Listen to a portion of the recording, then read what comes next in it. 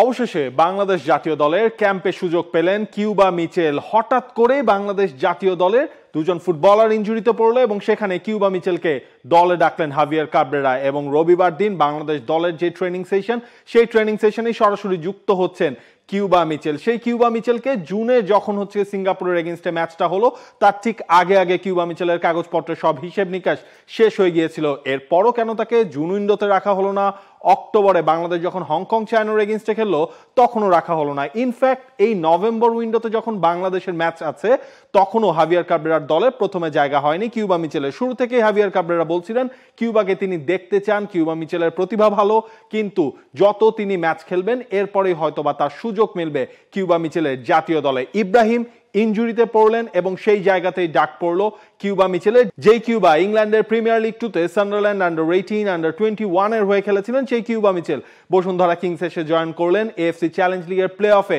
Cuba Mitchell যখন মাঠে নেমেছিলেন আলকারামার এগেইনস্টে, তখন তিনি দেখিয়েছিলেন কেন তাকে বসুন্ধরা কিংস বা বাংলাদেশ দলের জন্য ভাবা হচ্ছিল একটা সেরা অপশন।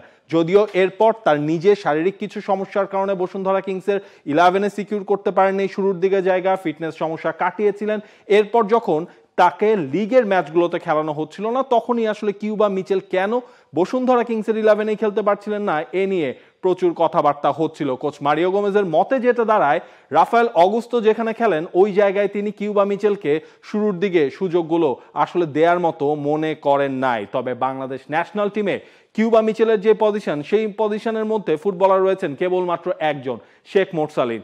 এ কারণেই যখন হাভিয়ার কাবরেরার হাতে মনে হলো কিউবাকে এখন সুযোগ দেয়া যায়, কারণ হাভিয়ার কাবরেরা নিশ্চয়ই দেখেছিলেন ফর্টিজের এগেইনস্টে ম্যাচটায় কিউবা যখন মাঠে নামলেন, সেই ম্যাচে কিউবা গোল করেন নাই বসুন্ধরা কিংসের হয়ে, কিন্তু ম্যাচে তার ইম্প্যাক্ট কতটা ছিল এবং নিঃসন্দেহে সেটা বলা যায় বাংলাদেশ দলের এই ক্যাম্পে যখন কিউবা মিচেলের নিচ থেকে বলগুলো তিনি পাবেন হামজার কাছ থেকে, বলগুলো তার সাপোর্ট হিসেবে তিনি পাবেন সমিত সোমের কাছ থেকে, তখন কিউবা মিচেলের খেলাটাও আরো ফ্লারিশ হবেই। একই সাথে বাংলাদেশ দলের রহমতেরও ইনজুরিতে মোর্শেদ আলী উইঙ্গার, তাকেও কিন্তু দলে রাখা হয়েছে। এখন কিউবার স্ট্রংগেস্ট সাইড কোনটা? কিউবাকে আপনি হয়তো খুব বেশি ম্যাচগুলোতে বা ক্যাম্পে ডিফেন্ড করতে দেখবেন না।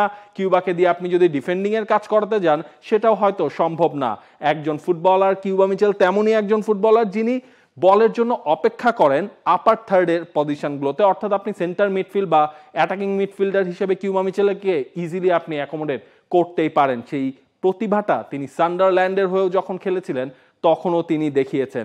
এখন ওই জায়গাটায় কিউবা যখন আসলে তার ন্যাচারাল মুভমেন্টগুলো কি, তিনি যখন বল পান, বল পাওয়ার ঠিক আগে তিনি একটা স্ক্যান করেন, তিনি মোটামুটি দেখে যান তার সাপ্লাইটা কোন জায়গায়, কোন পজিশনে, কোন ফুটবলারকে দিলে সেখান থেকে কোনো ইম্প্যাক্ট আসতে পারে। এবং যখন উইদাউট দ্য বল থাকে তখন কিউবার সেই পজিশন সেন্সটা বাংলাদেশ দলের জন্য আসলে খুব দরকার। বাংলাদেশ দলে তো এমনিতেই গোল স্কোরারের সংখ্যা কম, হামজা আসার পর হামজা তিনি গোল করছেন, সমিত সোমের কাছ থেকে আমরা গোল দেখেছি, সম্প্রতি মোরসালিনের কাছ থেকেও আমরা গোল পেয়েছি। সেই জায়গায় এই অপশনটা নিঃসন্দেহে কিউবা মিচেল যেটা অ্যাড করছেন বাংলাদেশ ন্যাশনাল টিমে, সেটা বাংলাদেশের জন্য একটা প্লাস পয়েন্টই হবে। এখন তার প্রথম যে আমরা বলছিলাম কিউবাকে যখন প্রথমে দলে ডাকা হলো না, হাভিয়ার কাবরেরা কি পারতেন না? দেশের মাটিতে যেহেতু ক্যাম্প হচ্ছে, সুতরাং আপনার তো 27 জনের দলটা যদি 28 জনে যে দাঁড়ায় সেটাতেও তো কোনো সমস্যা হবে না। হাভিয়ার কাবরেরা দেরিতে হলেও হয়তো বা সেটা রিয়েলাইজ করতে পেরেছেন। এই দলে কিউবা মিচেলকে এখন মনে হয় সময় এসেছে একটু বাজিয়ে দেখার। For more updates, subscribe to our YouTube channel and click on the bell icon. Follow us on Facebook and Instagram. Download T-Sports app to enjoy exciting games and highlights. Visit tsports.com.